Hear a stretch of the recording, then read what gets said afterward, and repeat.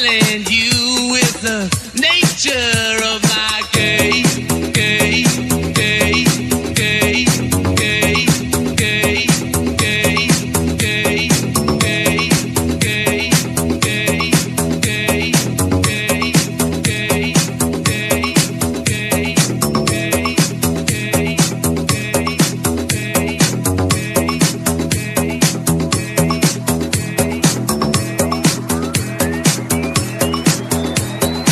Boy song.